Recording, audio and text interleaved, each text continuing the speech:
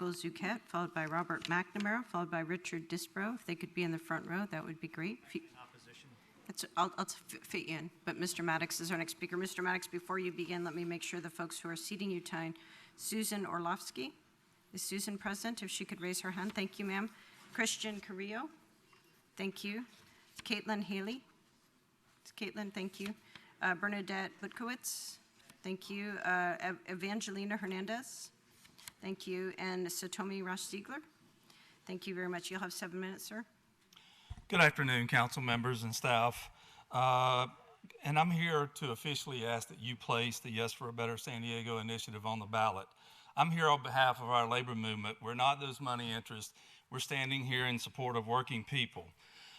On behalf of our 136 local unions, but most notably those workers that we represent in the convention center and hotels across the city, our city workforce, airport workers, construction workers, the zoo, our taxi drivers and shuttle operators, MTS system, and the list goes on and on. They're all impacted by the additional funding that this measure would generate. But in reality, the entire city of San Diego will benefit from this measure for decades to come. It's an opportunity to pump an additional $40 billion into San Diego's economy. And it's all paid for by visitors, convention visitors, and tourists that come to the city, not the taxpayers of this city.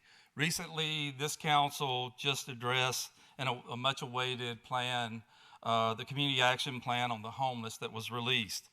It laid out a blueprint for reducing homeless with clear goals and steps to achieve them. And it also lists out the cost of taking care and beginning to put this problem behind us. A price tag of about $1.9 billion that needs dedicated resources that can be matched up with other funding to tackle this issue. Our initiative will put $2 billion into homeless services, all paid for by tourist tax on the TOT, and $147 million in the first 5 years. There is absolutely no other place of this magnitude of funding for this issue.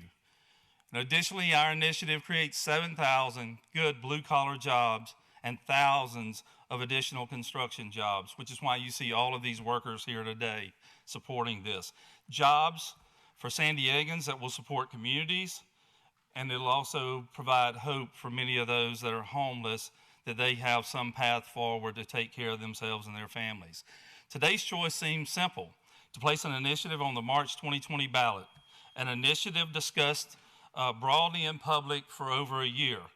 There's no excuses for not placing it on the March ballot. Every day that we delay this needed funding is another day that this city loses big times. There's no other choice that comes close to meeting the financial needs of San Diego. And finally, before I end, I want to address one of the issues that just came up, and you've been reading about it in the press, of some offensive claims, especially for those of us in the labor movement. Our labor movement has spent decades opposing private prisons all across this city and all across this nation and this state, and the damage that they wreak upon communities. And we can assure you, we are not in the business of seeing anyone profit off the backs of our homeless population. We will be very strong in the forefront of fighting any efforts to do that.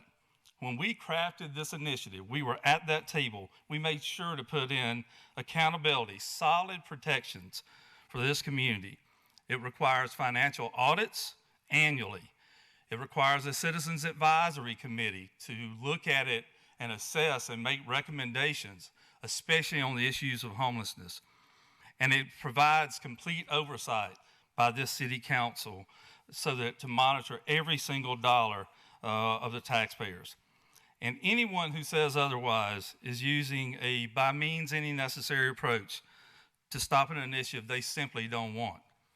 Frankly, it's disappointing to see these claims made by those who know our labor movement and the workers we represent, and that we would never stand for that. I ask you to support placement of our ballot on the March 2020 ballot and give San Diegans a chance to say yes to a better San Diego for generations to come. Thank you. Thank you. Michael Zuquette is our next speaker. Mr. Zuquette will be followed by Robert McNamara, who will be followed by Richard Disbrow, who will be followed by Bob Kazuski, who will be followed by Jamie Bradford. They should all be in the front row. And Mr. Zuquette, before you begin, you have time seated by Rachel